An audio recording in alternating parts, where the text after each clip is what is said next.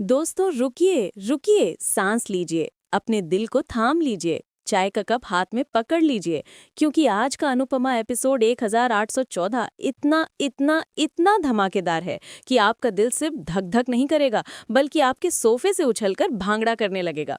सच कह रही हूँ। कल्पना कीजिए, एक तरफ हमारी अनुपमा, हमारी अपनी सुपरवुमन, अपने सपनों की उड़ान भरने के लिए मुंबई लौटने को पूरी तरह से तैयार है, सबको गुड बाय कह रही है, इमोशनल मोमेंट्स चल रहे हैं, टिश्यू बॉक्स खाली हो रहे हैं, और दूसरी तरफ बूम, एक ऐसा परमाणु बम फूटता है जिसकी किसी ने, मतलब किसी ने भी कल्पना नहीं की थी। छोटी सी पारी, हमारी प्यारी सी पारी, रोते रोते हांफते हांफते आती है और ऐसी बात बोलती है कि पूरे शाह और कोठारी खानदान के पैरों तले जमीन खिसक जाती है। वो बोलती है, मम्मी, राजा चाचा और ईशानी आंटी का अफेयर चल रहा है। हाँ जी, आपने सही सुना, एक्स्ट्रा मैरिटल अफेयर का बम, और वो भी न्यू ईयर की शाम से ठीक पहले। और सबूत क्या? एक फोटो। अब सवाल ये उठता है दोस्तों कि क्या ये फोटो रियल है या किसी शातिर दिमाग की मॉर्फ क्रिएशन? क्या हमारा सीधा साधा दिखने वाला राजा सच में इतना बड़ा धोखेबाज है?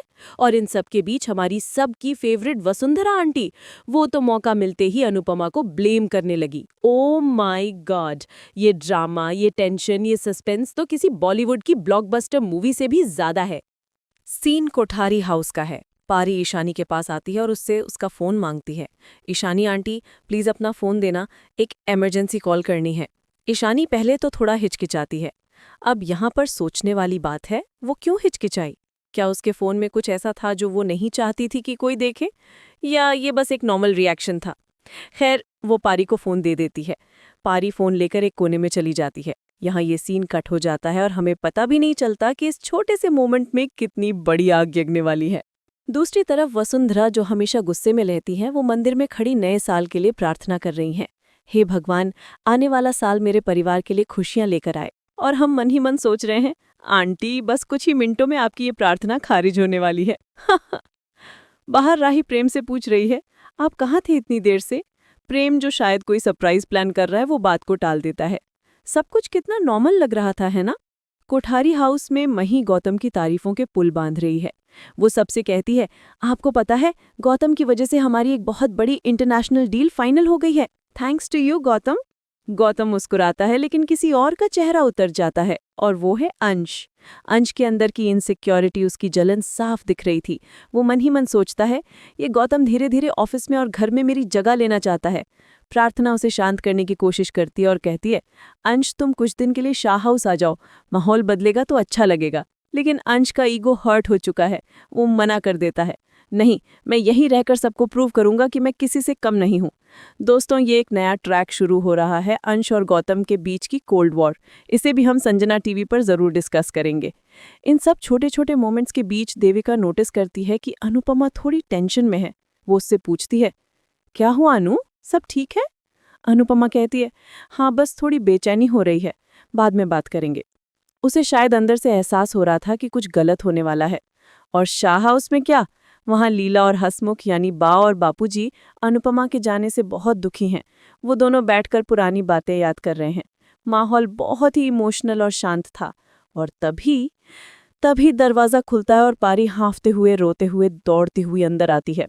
उसकी हालत देखकर सब घबरा जाते हैं। पारी, क्या हुआ बेटा, तू रो क्यों रही है? पारी किसी की बात का जवाब नहीं देती। वो सीधा अनुपमा के पास जाती है, उसे पकड़ती और चिल्लाती है, Anupama aunty.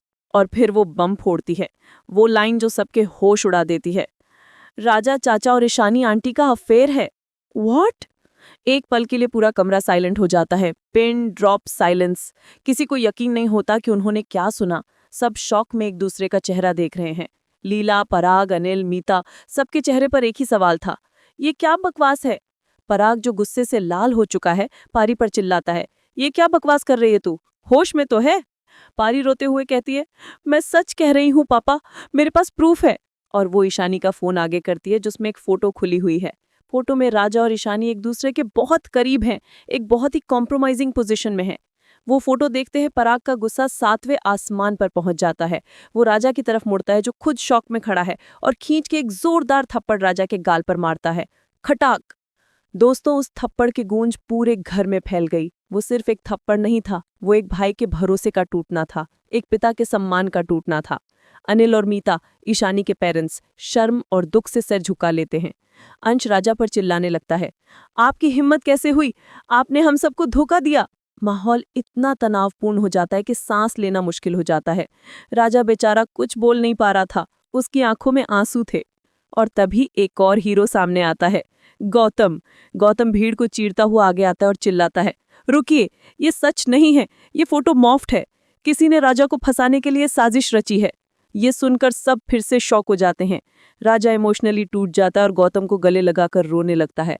Oh my God दोस्तों, ये क्या हो गया?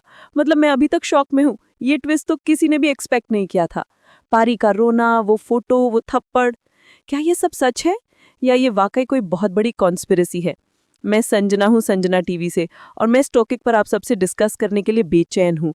आपको क्या लगता है, राजा और ईशानी की फोटो असली है या नकली?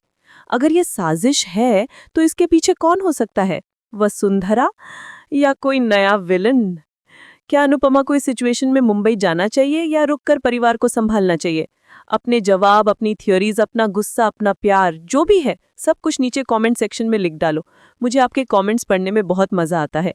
मैं संजना, संजना टीवी से आपके हर कमेंट का इंतजार करूंगी।